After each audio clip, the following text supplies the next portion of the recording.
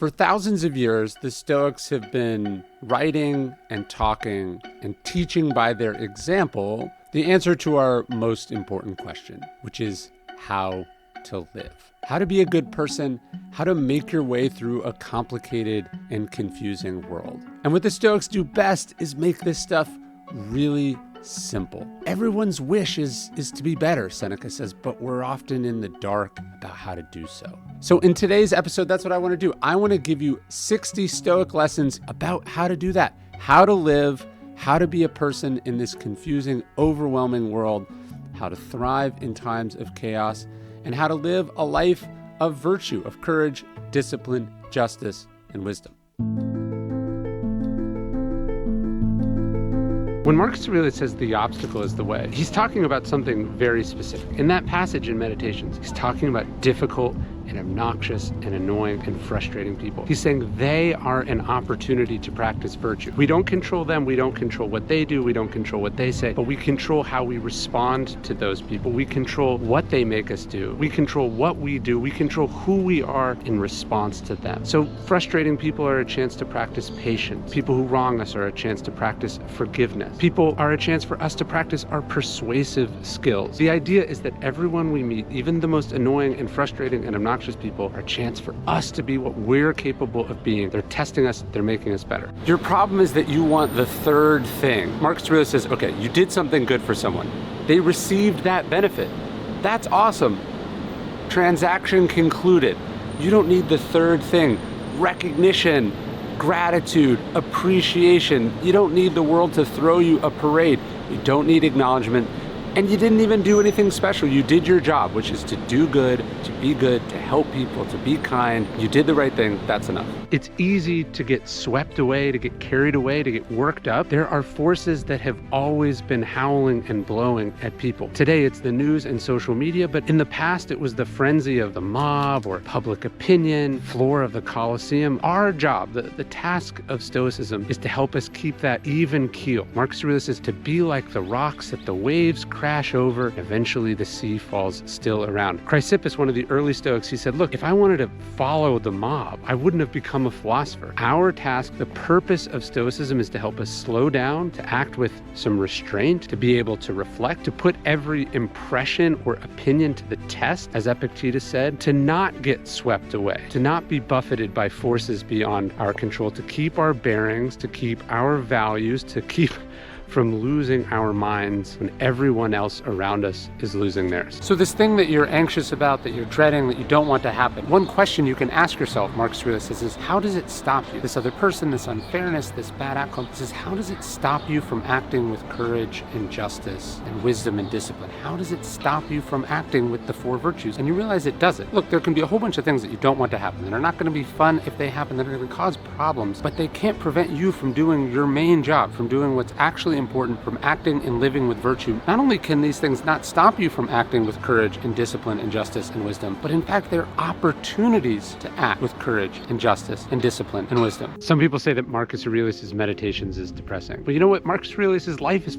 depressing. This is a guy who lives through a historic flood, a plague, endless wars. There's a coup. They say no parent should have to bury a child. Marcus Aurelius buries half of his children. He has to attend 6 funerals for his children. He lost his father at an early age. Later, he loses his wife. It's one thing after another for this guy, one heartbreak after another. So Marcus Aurelius' Meditations isn't depressing. The fact that he got out of bed every morning was a profound statement of hope and perseverance and resilience and optimism. That he cared about anything, that he strove to be better, that he strove to be a good person, that he didn't let it wear him down, turn him into a nihilist, that it didn't deprive him of meaning and purpose. This is the hopefulness, this is the optimism, this is the cheerfulness in Stoicism, that despite the blows of fate, the unfairness of life, we keep going, we keep striving to be good, we keep striving to be and do our best. In Meditations, Marcus Aurelius meditates on the interconnectedness of all being. He talks about how everyone shares a nature common to his own. In fact, he talks about the idea of the common good like 40 times in Meditations. He said we were put here for other people. We were put here to put up with other people. He also said to do good for and with other people. One of the reasons we get lonely is we're so focused on our stuff, our problems, what's going on with us, what we want. But really, if we think about this whole human species as this interconnected thing, even our connection with animals, with the environment, that we're put here to make a small contribution to this large project, that we can help other people, and that actually one way to forget our own sufferings and loneliness and struggles is to help other people, to be a part of something bigger than ourselves. And in the midst of a plague and warfare and all the struggles of Marcus's life, he never lost track of that, and he always insisted that he was put here to help and be of service to other people. Is a world without dishonest people possible? Is a world without annoying people possible? Marcus Aurelius asked himself this question in his journal 2,000 years ago, and he says, look, the answer is of course no. He says, so when you meet one of those people, go, look, this was statistically bound to happen. This is one of those people. They're a percentage of the whole. And we can apply this same exercise. Look, is a world where everyone likes you possible? Is a world without delayed planes possible? Are you going to hit every green light? No, of course not. So this is one of them. Just accept it. This is one of them. It was statistically bound to happen. Don't get worked up about it. Don't take it personally. And certainly don't be surprised. It was bound to happen. You're weak if you lose your temper. Stoicism was a masculine philosophy, but Marcus Aurelius pointed out how sort of pathetic it is that we get overwhelmed by our emotions and we lash out at people. Men sometimes judge other men for crying, but it's strange that we don't judge each other for losing our temper, which actually does hurt people, which is of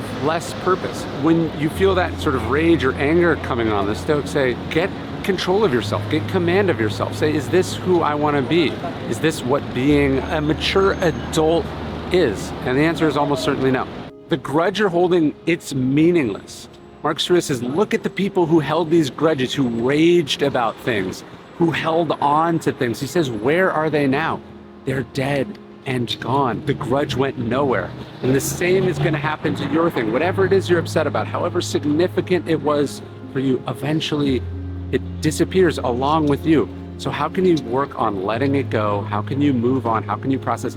How can you not carry it around? How can you not let it consume you? Nobody's born a saint. Even the people that we admire so much, that we look up to, they weren't born that way. They became that way. It's about the striving to be better than we are that makes us great. When you see someone who's cool under pressure, when you see someone who's generous, when you see someone who forgives, when you see someone who doesn't have a big ego, don't tell yourself, oh, they're just naturally better than me. That's letting yourself off the hook, and it's also unfair to them because it's ignoring all the work that goes into it, how they're striving to be that way. If you take Marcus Aurelius as this perfectly formed philosopher king, you're missing that he was writing in Meditations. The purpose of him writing Meditations was to be the person he was aspiring to be. And so we don't want to see these people as being born that way because they weren't, they were working at it. And there was people in their life. For Marcus, it's Antoninus or his philosophy teacher Rusticus, who shaped and inspired and helped him become who he was meant to be. And the same is true for us. Marcus Aurelius was a master of the morning. I think you have to be a successful person. You think that being your own boss or being rich or powerful or important will give you a lot of freedom, and it does, but it also demands so much discipline from you because so much is counting on you. One of the most interesting passages in Meditations is Marcus Aurelius talking to himself about why he has to get up early in the morning. He says, but it's so much nicer here under the covers. And then he says, but is this what you were put here to do? To huddle under the blankets and stay warm? No, it's not. He says, you have a duty to go do. And he says, look at the plants and the animals and the birds and the bees getting up and doing what their nature demands. And so that's what Marcus Aurelius tried to do. He tried to get up early. He says, at dawn when you awake, he gets up early, he seizes the day, he owns the morning. I think it's probably there in the morning that he's carving out some time to do a little journaling, to do a little thinking, to be intentional about the kind of person that he wants to be in the course of that day. And that's what survives to us in Meditations. And then he tries to get after what he has to do. He says, concentrate like a Roman, do this thing in front of you like it's the last thing you are doing in your life. And that's great advice for all of us. Whatever time we woke up in the morning, let's seize the day, seize the morning, and get after it. In book 11 of Meditations, Marcus Aurelius talks about something that must have been very common for him, which is that people didn't like him. People cursed him, they criticized him, they questioned his integrity, his commitment, all these things. So in book 11:13, he says, someone despises me, that's their problem. Mine, he says, not to do or say anything despicable. He says, someone hates me, their problem. Mine is to be patient and cheerful with everyone, including them, ready to show them their mistake, not spitefully or to show off my own self-control, but in an honest, upright way. That's what we should be like inside, he says, and never let the gods catch us feeling anger or resentment. If someone doesn't like you, that's their problem. And the important thing is that you don't let it change you, you don't let it affect you, don't let it make you like them. You just lock on to what you have to do, and you try to be patient and kind. You try to think better and do better for other people than in fact they might ever even think of doing for you. Marcus Aurelius in Meditations says the things you think about determine the quality of your mind. He says your life is dyed by the color of your thoughts. That's such a perfect way to put it. He's not saying like the law of attraction, that we attract these things. No, he's saying like if all you look for is the bad in people, all you're gonna see is the bad in people. If all you see is darkness and awfulness and evil, that's what your world is gonna look like. So the Stoics are saying that what we think about, what we look for in this world determines what we're gonna be able to see. And that is the discipline of perception. That's the power that we have. Our mind dyes what our life will look like. It's the lenses through which we look at the world. If you decide to see agency and power in yourself and in every situation you're in, you'll find it, even in the darkest, hardest of circumstances. If you look for shittiness, you'll see shittiness. If you look for goodness, you'll see goodness. It's as simple as that. People don't seem to understand this one really important thing. It's that you have a superpower. You have the power, Marcus Aurelius says, to have no opinion. He says, remember, events, things are not asking to be judged by you. You don't have to have an opinion about this, he says. You can just see it as it is. You can think nothing of it. You don't have to label it. You don't have to put it in categories. You don't have to say it's fair or unfair, positive or negative, smart or dumb. Just accept it as it is. The Stoics try to see the world as objective. Try not to insert opinions or judgments on top of things, because this is the path to peace. It's the path to wisdom. And of course, being agnostic in this way allows you to get to work doing what you need to do rather than wasting your time labeling, judging, and having opinions about stuff that is not up to you. It's unfortunate that this happened. You didn't want it to happen. You didn't choose for it to happen, but it did happen. Marcus Aurelius writes that to himself in Meditations. He says, it's unfortunate that this happened. But then he catches himself and he goes, no, it's fortunate that it happened to me. He means that, I think, in part because it didn't happen to someone else. But what he really means is it's fortunate that it happened to me because he'd trained for stuff like this, right? Marcus Aurelius' reign is one difficult thing after another. There's a plague, there's floods, there's everything that could go wrong does. And he's talking of those, he says, it's unfortunate this happened. No, it's fortunate to me. And he says, and I've remained unharmed by it. Because that's what Stoic philosophy is about, this idea that we're not harmed by external things. We respond to those external things. That's what we control.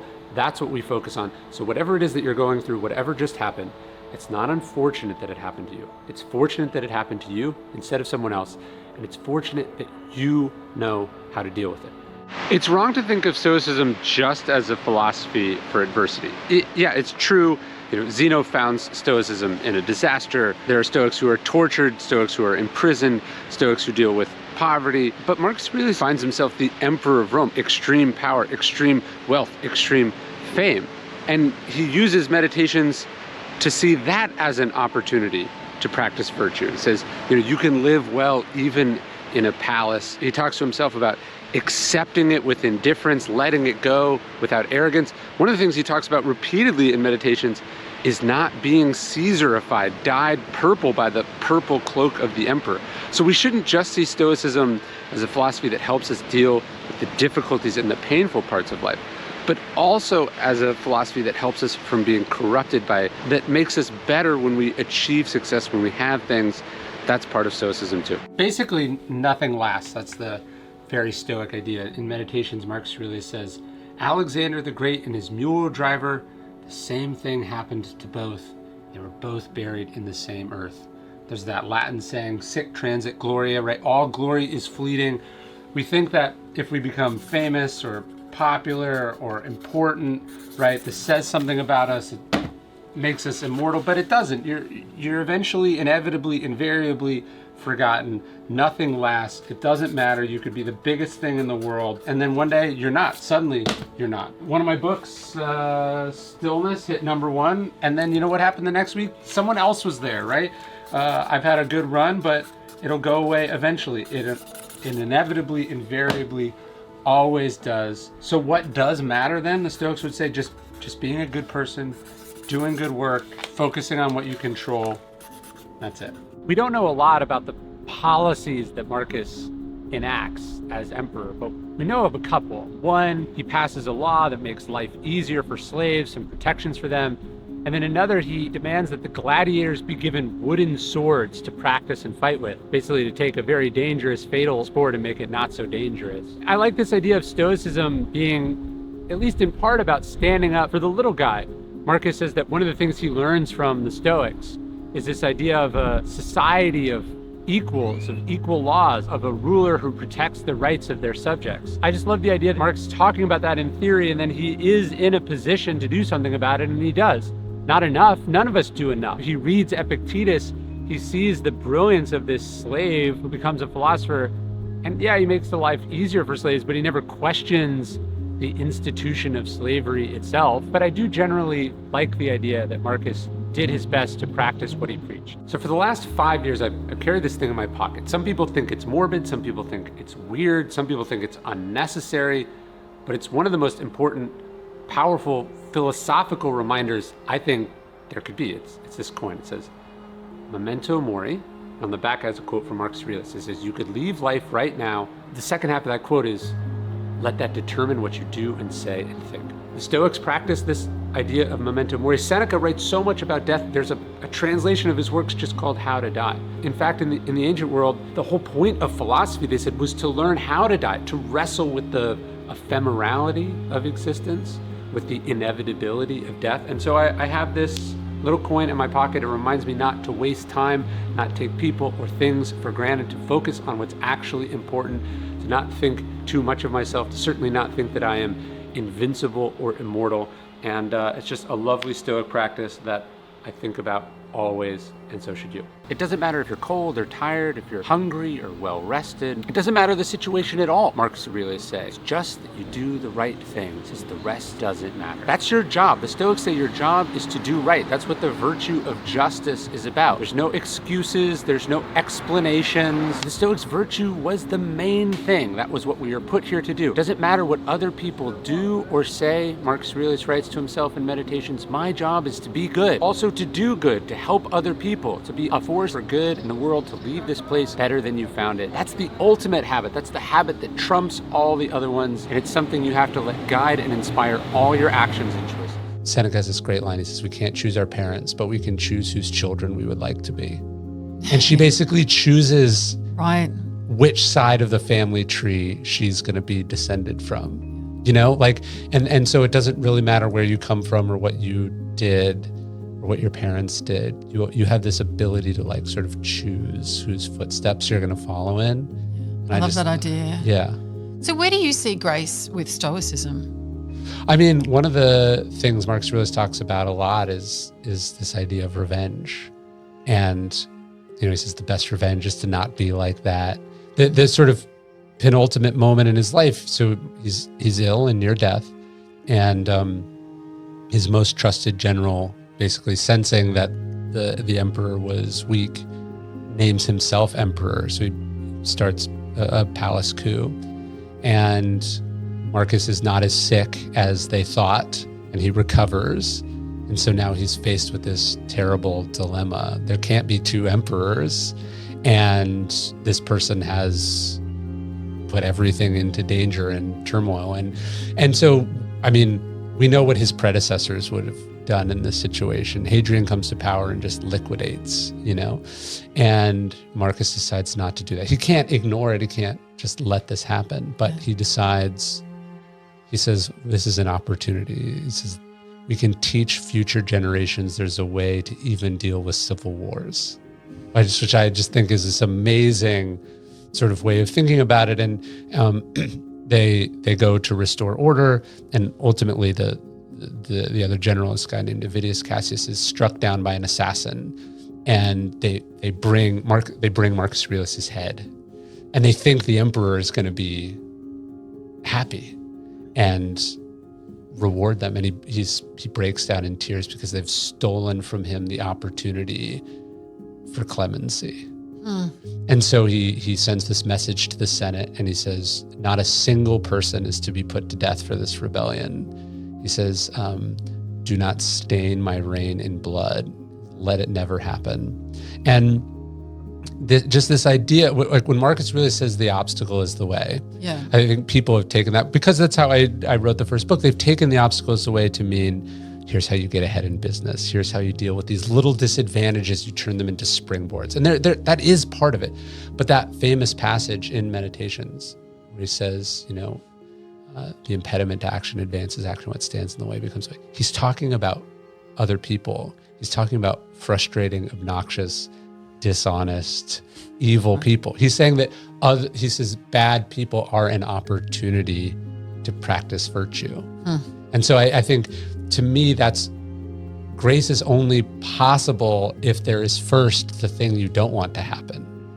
Like if everyone was wonderful to each other and everything went perfectly, there would be no opportunity for grace. And so I think Stoicism would say that these things that you don't want to happen, these things that shouldn't happen, these things that are unfair to happen, these awful, dark, terrible things that human beings do to each other, the only good thing about them is who we can be in response to them. If we don't let them destroy our character and make us like the people that did the thing. One of the things the Stoics talk about is how when you really love what you do, you forget sometimes even to wash and eat. I don't know about forgetting to wash, but I do forget to eat all the time. I get busy. I get caught up in what I'm doing. I love what I'm doing. I'm also running around like crazy. I have kids. I have multiple businesses, and skipped meals, they sneak up on you. And that's where today's sponsor comes in. Huel is the world's leading complete nutrition brand. And right now you can try it with an exclusive offer from Daily Stoic. You can get 15% off plus a free gift for new customers with code DailyStoic if you go to Huel.com. That's Huel,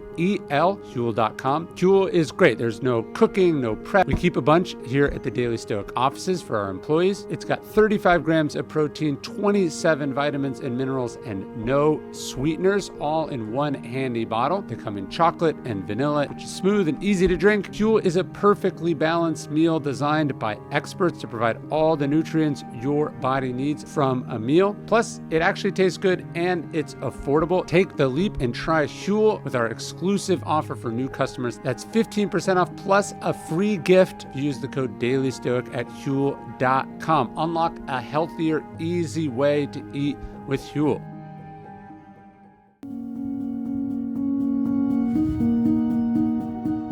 You want power, you want control, you want influence, and yet you neglect the most valuable empire there is. The greatest empire, Seneca said, is command of oneself.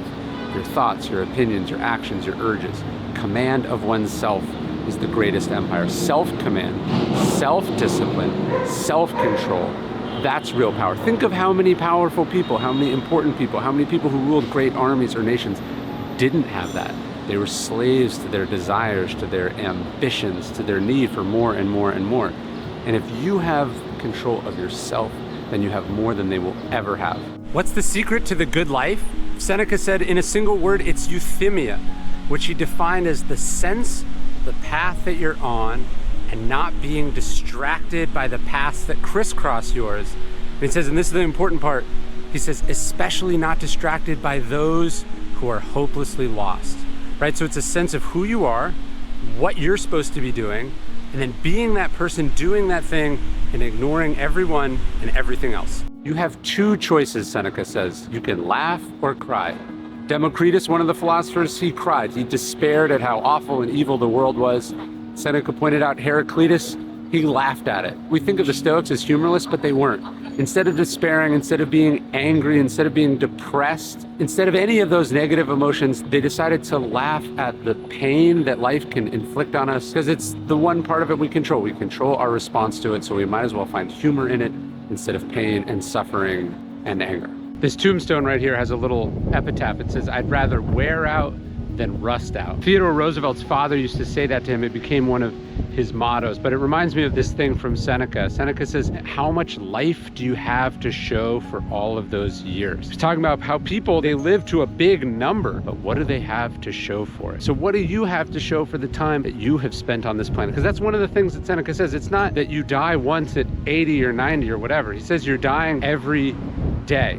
So I'm 37 as I say this. Have I lived 37 years? I think so. I think I've really lived those years. That's the question. Are you wearing yourself out? Do you have something to show for the time you've been lucky enough to give? You've been lucky enough to get? What do you have to show for it? How are you living? It's better to wear out than rust out. There's a tension in Stoicism. So on the one hand, Seneca says we should imagine all the things that could possibly happen. This is premeditatio malorum, says the unexpected blow lands heaviest. If you're just naively going through the world expecting everything to be wonderful, never considering that this might happen or that might happen, you're gonna be caught off guard and it's gonna rattle you and hurt you worse than if you had some ability to anticipate this. At the same time, he says, he who suffers before it is necessary suffers more than is necessary. He was talking about the way that we can sort of spiral and catastrophize. So it's important when we think about this premeditatio malorum, the Stoic idea of anticipating and considering what happened, it's not to torture ourselves. It's not just to go down this spiral of negativity and doomerism. It's to think proactively. I'll give you an example. Napoleon said that 3 times a day, a general should say to themselves, what if the enemy appeared over here? What if the enemy appeared over here? What if the enemy appeared over here? He wasn't saying that he just wanted his generals to be really anxious and worried all the time. He was having them run through the thought exercises. If this happens, I'll do this. If this happens, I'll do this. If this happens, I'll do this. So when we think about this Stoic practice, it's not just for generalized anxiety or worry. It's constructive. Okay, if this happens, here's what I'm going to do. If this happens, here's what I'm going to do. It's focusing on how we might respond to this. So it should actually be empowering in some way, as opposed to disempowering and scary and alarming. You're thinking, here are the constructive things I can do about these hypotheticals. I believe that I have agency and power to solve this scenario if it were to happen. Death is the one certainty. It's the one thing that will happen to every person that's ever been born. It's the prophecy that never fails, they say. And yet, how many people in this cemetery were surprised by it? How many people were caught off guard? How many people thought, oh, I thought I had more time? And how many of these people wasted enormous amounts of their time, as we all do? Seneca says we protect our property, we protect our money, and yet we're so frivolous with our time. The one thing we should be the strictest misers about, he says, we just really hand out to people, we let it be wasted because we think we have so much of it, and we don't. Eventually, we all come to the end, and not just eventually, could be sooner than you think. Memento mori, the Stoics say, you could leave life right now. Let that determine what you do and say and think. Just reading a book is not enough. You have to reread the book. Seneca says we have to linger on the works of the master thinkers. It's talking about reading it once and again and again and again, because each time we read the book, we find something new. We bring something new to it, we take something new out of it. It's not just that we suffer more in imagination than we do in reality, as Seneca says. It's that we add suffering, right? So we're dreading this thing that might happen. Indeed, it might happen, but by thinking about it, walking ourselves through it, going over it over and over and over again, living in it right now as if it will happen. What we're effectively doing is borrowing that suffering. We're like, I want to deal with it now. I want to sit in it now. I want to feel it for longer. So we have to remember that this use of our creativity, the way we're thinking about the thing over and over again, we're living in it, we're actually just adding suffering on top of the thing that may or may not actually even happen. You're not going to be successful because you haven't defined what success is. You haven't really thought about where you're trying to go. Seneca says that if you don't know what port you're sailing towards, no wind is favorable. If you don't take the time to really go, where am I trying to go? What does that look like? You're not going to be able to make the individual day-to-day, part-by-part decisions that will allow you to actually get there. You won't know how to respond properly to the things, to the opportunities, and to the obstacles that you face along the way. It's strange that the Stoics have this reputation for being unfeeling, for being emotionless, because actually 4 of Seneca's best and most moving pieces of writing are actually known as his consolations to people who have lost someone, and he's consoling them in their grief. And I actually read these essays whenever I've lost someone or I'm trying to comfort someone who's lost someone. The part that hit me the most, he's writing this letter to the daughter of a friend who has died. He's saying, look, your father loved you very much. What do you think he would want from you right now? Of course, he wouldn't want you to be happy that he's dead, but would he want his memory of you, Seneca says, to make you miserable? No, it's the exact opposite. He'd want you to think about him and be happy, to remember good times, to be filled with joy. It's such a wonderful little insight about grief And it's such a good insight to the Stoics too, because if the Stoics were unfeeling and didn't have emotion, Seneca would just say, get over it, don't feel it. But that's not what he's saying at all. Instead, he came up with this great way of thinking about it. Every new year, Seneca started the year off with the same thing. He would throw himself into the Tiber River, the freezing river in Rome, on the 1st of January. There's two things he's getting out of it. One, it's like a fresh start. He's washing himself clean of who he was the year before, metaphorically, literally wiping the slate clean. But two, I think he's starting the year off by doing something hard and painful and unpleasant and weird, something that requires willpower. His famous line about we treat the body rigorously so that it's not disobedient to the mind, he's starting the year off by asserting who's in charge. He's saying, I'm in charge, I'm so in charge, I'm hurling myself into this freezing river even though I really don't want to. And that's such a great, important Stoic lesson. It's something we all have to practice. It's very easy for your day just to get filled up. There's a passage in one of Seneca's essays where he's talking about these busy Romans who are just running around town all day. And he said, but if you ask them, what are they actually doing? Would they have a good answer? He calls this sort of busy idleness. I could very easily find my days just getting filled up with email, getting filled up with just stuff. But I know that I'm not doing my job, that I'm not moving the ball forward if I'm not doing what's called deep work every day. The ability to focus, to lock in, to have large, uninterrupted blocks of focus is the most essential thing that you can do. For me, I try to do that really early. I try to spend 1 to 2 to 3 hours of uninterrupted work. Not administrative work, not responding to stuff, catching up on stuff. You need to have uninterrupted blocks of deep work, of focus, where you are locked in and you're actually doing what it is that you do.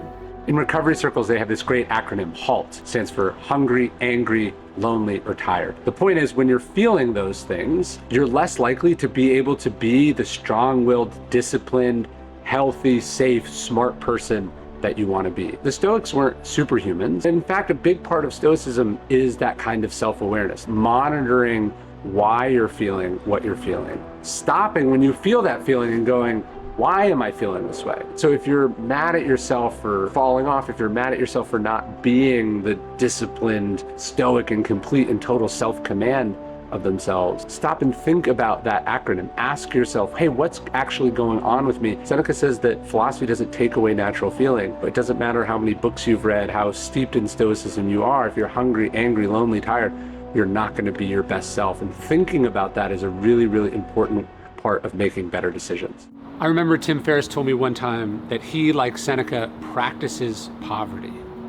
It seems weird, especially because Tim is very, very successful, but maybe that's the point. Tim was pointing out that one of the things Seneca liked to do one day a month or every quarter or so is he would practice poverty. He'd wear his worst clothes, he'd sleep on the floor. And his point was, when he would practice this poverty, when he would deliberately subject himself to difficult circumstances and realize that they're not so bad, he could then say to himself, is this really what you're afraid of?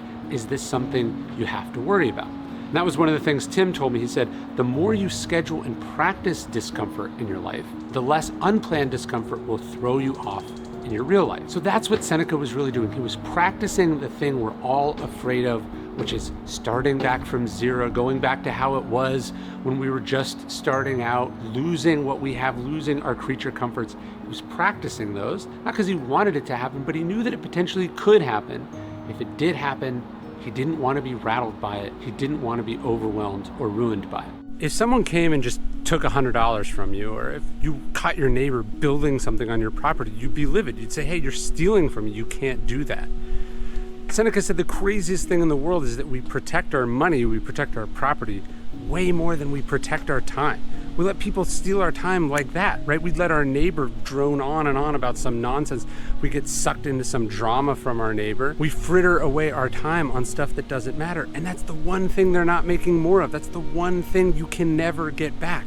In fact, Seneca says the time that passes belongs to death. It's dead and gone and can never return.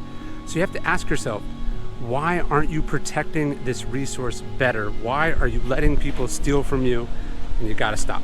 You should be happy to pay your taxes. The Stoics weren't making a political statement when they said that. They were saying that life is a series of taxes. Delays are a tax on travel. Critics are a tax on doing stuff in public. Annoying people is a tax of going outside your house. And Seneca says we have to pay the taxes of life gladly. We can't run away from them. We can't think that we deserve to be exempt from them. We can't grind ourselves down with bitterness and resentment by fighting against them, by feeling like we've been singled out by them. What else are you gonna do? It's one of the certainties of life, so you might as well accept it. Be grateful for it. What does it mean to pay a lot in income taxes? It means you have a lot of income. These are good problems to have. Seneca says we pay the taxes of life gladly. Painters like painting goes the expression, but writers like having written. I think this is actually true for a lot of difficult things.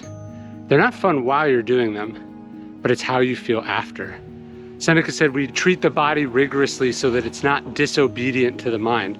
There's a certain amount of abuse that we're putting ourselves through when we run or lift weights or push our limits on something, but it's how we feel after. It's another really important Stoic idea. Musonius Rufus says, when you do something hard out of discipline, the labor passes quickly, but the pride, the accomplishment remains.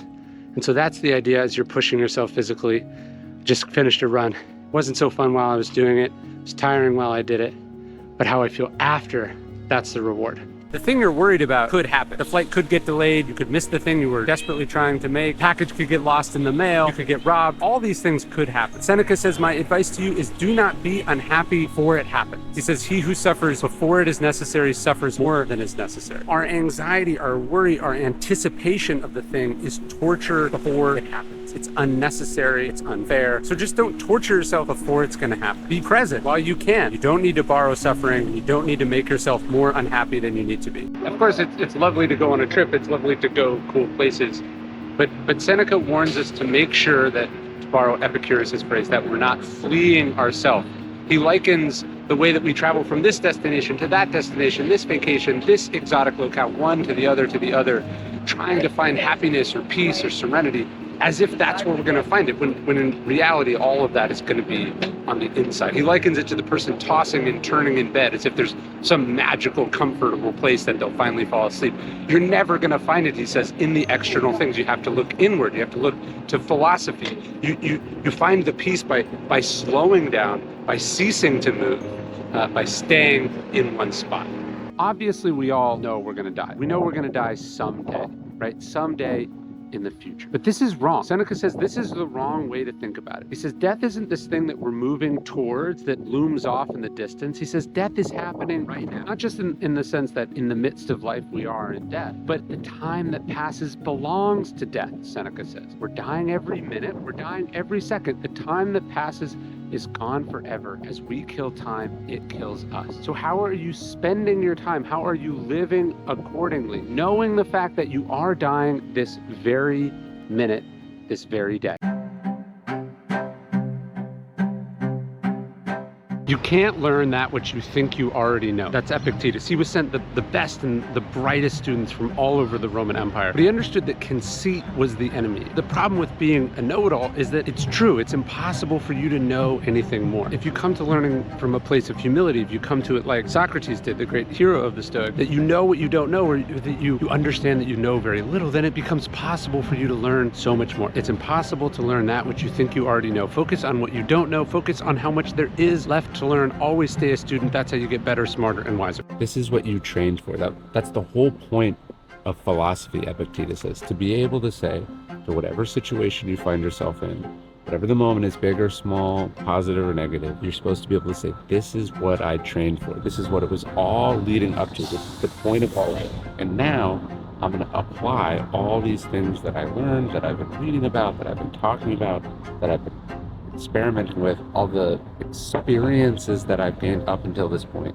This is what it was all for. It's pretty simple, but it's worth remembering. There's some stuff that's in your control, and there's some stuff that's not in your control. And the time and the energy and the emotions that you spend, that you throw at the things you don't control, take away from the energy and time and opportunity and progress you can make on the things that you do control. So this basic exercise at the core of Stoic philosophy, the dichotomy of control, that there's some stuff that's up to us and there's some stuff that's not, is incredibly basic. But Epictetus says it's the first task of the philosopher, to understand what's up to us and understand understand what isn't up to us. And basically, Stoicism says we don't control what happens, we don't control what other people do, we don't control what's happened before, we don't control what's going to happen in the future, we control how we respond to what happens. It may be reasonable that you're concerned about this thing. It would cause trouble if it happened. Again, so when the Stoics talk about how some things are in our control, some things are not in our control, what they're saying is, well, focus on what you control about this situation. Reminding yourself that, hey, just feeling anxiety, emoting about the problem, biting your nails about it, talking about it incessantly to people, it's not making it any more or less likely to happen. So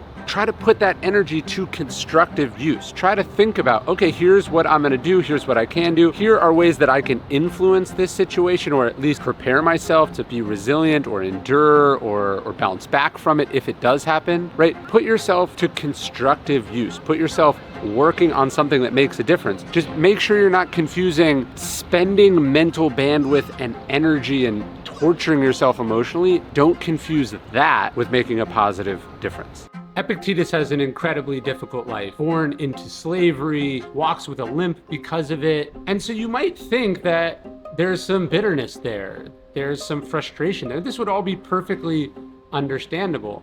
But that's not how Epictetus responds. When you experience difficulty, you have to say to yourself, life has spared me with a strong sparring partner. And this is how one becomes Olympic class material, by wrestling with, by fighting with something stronger, something better, something really difficult and challenging. And so you have to think of the adversity, the problems, the obstacles that life inevitably puts in your path, not as unfair, not as disadvantages, but in fact exactly the opposite. Advantages, as something good that's happened to you, something that's making you better than you would be had that never happened. You're an actor. We're all actors in a play. We don't control what's happening out here. We don't control who wrote it. We don't control the direction we're in.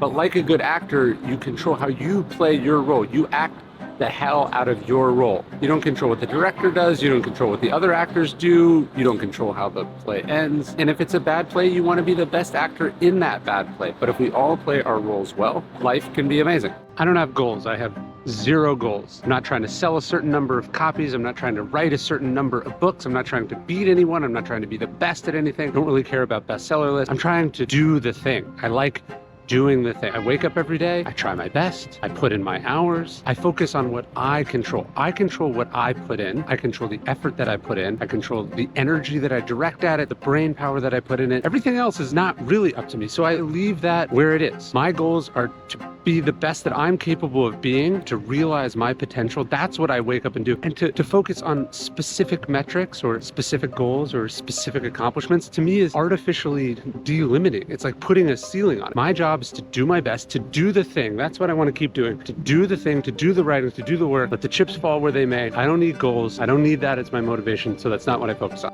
It's kind of a strange analogy, but Epictetus said that a philosopher is like a great ball player. And he said that Socrates actually is the greatest ball player there ever was. What he was saying is that a ball player doesn't label a throw good or bad. They just have to catch it. If it's a catchable ball, they have to catch it. And then they have to throw it back. He said that's what we have to do in life also.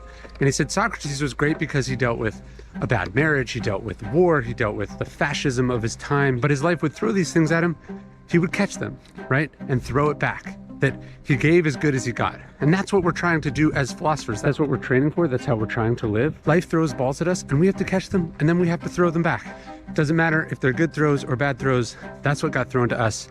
We catch it and we throw it back. You don't get rich acquiring things, acquiring money. Epictetus says it's not about having many things. It's about having few wants. If you have everything you need, then you are very rich.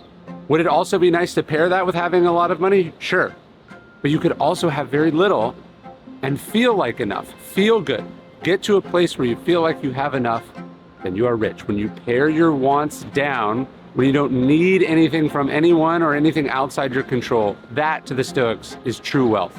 If you haven't read hundreds of books, you are functionally illiterate. That's the great line from General Mattis. He talks about this in his great book, Call Sign Chaos. But it calls to mind for me another famous line attributed in some cases to Mark Twain. It was this idea, he said, that there was no difference between a person who does not read and a person who cannot read. The wisest people who ever lived have written books. Some of the greatest people who have ever lived have books written about them. Some of the worst people who have ever lived have books written about them.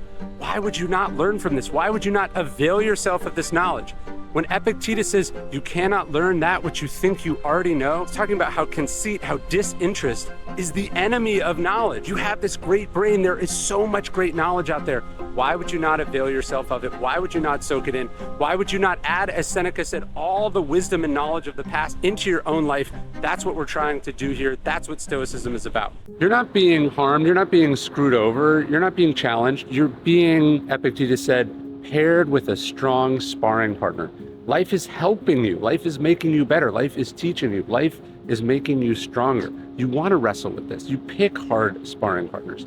You pick people who you get better for wrestling with. When you're running, it happens all the time. Somebody passes you or you pass someone and then they start speeding up. One of the things you realize, or you have to realize, is that the race you're running is not against other people. The race you're running is against yourself. Epictetus said, enter races where winning is up to you. If you're racing against yourself, if you're racing against your own potential, if you're staying on the course that you are on, then you will always win. And it doesn't matter what other people are doing. You focus on what you are doing. It's not important that you read, Epictetus says. What matters is what you read, right? His point was that wasting time on bad books, reading the books that you think will impress other people, none of this matters.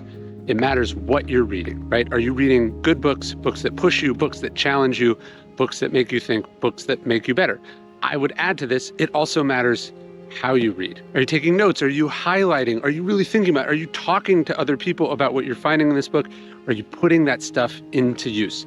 So it's not that you read that counts, it's what you read. And it's not what you read, it's how you read. That's the secret to being a smart person. Get after it. It's not things that upset us, Epictetus reminds us. It's our opinion about things. The event is objective. It just is. The other person just is. What they're doing just is. The market doesn't care about you. The pandemic doesn't care about you. Traffic doesn't care about you. None of these things are trying to upset you. None of these things know you exist at all. It's not the thing that upsets us. It's not the thing that's the problem. It's our opinion about that thing. It's the telling ourselves that it's unfair, that it sucks, that it's somebody else's fault, that we'll never recover from it, that we've been injured by it, the Stoics would say. When we choose not to feel harmed by something, when we choose not to tell ourselves that something has ruined us, Marcus Aurelius says in Meditations, then we haven't been harmed. It's not the thing that upsets us, it's our opinion about that thing. It isn't just that ego is obnoxious. It isn't just that it's arrogant, that it's rude, that it's self-centered, that it's entitled, that it's all these unpleasant, ugly things. It's that ego makes you worse. Epictetus says, remember, it is impossible to learn that which you think you already know. That's the problem with ego. If you think you're perfect, if you think you know everything, in a sense, you're right, because you cannot be improved and you cannot learn anything else. So a humble person, Socrates, focuses on what he doesn't know. A person who focuses on where they can get better. A person who focuses on all the areas they have for improvement. That too becomes a self-fulfilling prophecy.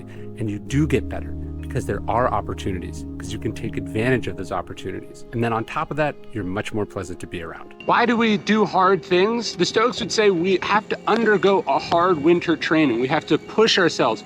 We have to seek out places of resistance, of challenges, so that when life challenges us, when we find ourselves in difficult situations, as Epictetus said, we needed to be able to say, this is what I trained for. That's why we do the work. That's why we go to the gym. That's why we get up early. That's why we seek out difficult situations. We're training ourselves so that when that moment comes, we're ready. As Epictetus says, if you live with a lame man, you will start to limp. You become like the things that you put in your body. You become like the things that you consume, that you read about, that you watch, that you surround yourself with. You have to think about your information diet. You have to think about the proximity effect. What are you putting in? What are you surrounding yourself with? Because that will determine who you are. Epictetus is a slave in ancient Rome. And he realizes that slavery is the legal status, but it's also a state of mind. In The Girl Who Would Be Free, which is my sort of fictional kids book about Epictetus, I actually render her as a girl for a bunch of whatever reasons, I have Epictetus's father say that we have to worry about controlling the empire between our ears. There's all this stuff that Epictetus doesn't control. What other people do, what other people say, what he's allowed to do and say, but no one can control his thoughts. So The Girl Who Would Be Free is really about that, finding freedom within captivity, finding freedom inside constraint. Usually when I sign this one, I'll write amor fati, because it's sort of a theme in the book. It's about finding what you love about your situation, what you can do inside your situation, who you can be inside your situation. And I think ultimately that's what Stoicism itself is about. And I wanted to write a kid's book to help kids with that very idea, like I also did in The Boy Who Would Be King. What I love about what you do, the Daily Stoic, Stoicism in general, is how it applies to so many different aspects of life. I was listening to your conversation with Gary Vaynerchuk and also your conversation with Matt Choi. Yeah. And how it applies to your ability to be the fact that you're complicit when somebody else says something and you're like, Sure. I take offense to that, or like, I'm so annoyed right now. If you were able to actually accept that that is true, that you are complicit in those situations, do you know how much stress you would relieve from yourself in corporate America on a day in and day out basis? Crazy. It's nuts. That's like a 90% lift of weight off of your shoulders. And that's just one example of all of these things that seem to span corporate America, running, entrepreneurship, writing a book, being a parent. Like, that's what I've loved. And like, as I was connecting the dots for this conversation, I was like, man, there's so much that applies here, both in the nitty gritty of like hardcore corporate America, but then also, why do you run every day, incessantly, and, feel like you can't get away from it almost? The corporate example, I think, of being offended, where we're complicit in it, what the Stoics would talk about is, to me, the quintessential example is like, you get an email and then you're offended by the tone. Yep. But the tone doesn't exist. Yeah. You decided that 3 periods meant something. Yep. Or you decided that K meant something versus okay or yes, right? Look, obviously, as human beings, one of our skills is we're good at noticing little things. We're incredibly perceptive animals, but we're so perceptive that we can often perceive things where it doesn't exist. And I think that's one of the things you learn when you get in a position of leadership or you become a boss, is now suddenly you're hearing from people how they interpreted things that you did. And you're like, I was busy. Yeah. I said K because it was the fastest response that I had. Yeah. And I was running between 2 meetings. I meant literally nothing by it. And I've had employees where it almost just ultimately came to a place where it didn't work because of what they brought to the table. They were so sensitive. And I don't mean in a snowflake way, but they were just often intuiting or interpreting things as being negative about them. And it's like, I'm literally not thinking about you at all. Like I was busy and that's why I didn't notice you in the hall or whatever, right? So like our ability to take an objective thing or a thing that's not about us and make it about us or make it hurtful or rude or, do they not think I'm a valuable member of the team anymore? Are they getting ready to move on from me? You get in this whole thing and you realize you've had a whole conversation with yourself about someone who has 50 of you that they're working with. And you're just not as significant as your ego is making you out to be, and thus torturing yourself. Yeah. There's such a small percentage that I've seen, percentage of people that have that awareness, that I found the team operated best when I understood that that was something that I had to carry for them. Yes. That especially in the difference between a place where khakis may not be, that's like the only thing you could wear when you show up on campus. Yeah. And 100,000 person company, lots of rules and regulations, not a lot of personality. I've had to be fully okay with the fact that how I said good morning, the tone in which I would say good morning, could have an impact on someone's entire day. Yes. And especially getting into a larger role at 35, like that kind of fucked me up in the head, but I would say in a good way, where I would start to carry that. I need to be super cognizant of the fact that my number one responsibility is for people to go home at the end of the day and say, today was a good day. Yeah. Because if they can do that on a consistent basis, all the complicated bullshit that goes along with corporate America and all the other policy and the other stuff will start to sort itself out. And like our KPIs and like our goals will be easier to hit if they're okay with that. And it did mean probably an unbalanced burden of that understanding that as much as I want to be like, okay, fine, in this moment, that person is going to potentially read it 8 different ways. And then I might have to deal with whatever those ramifications are because they're going to spiral and this is going to be their next decision. And then they're going to go to somebody else and waste 10 minutes being like, hey, is Tim mad at me about this?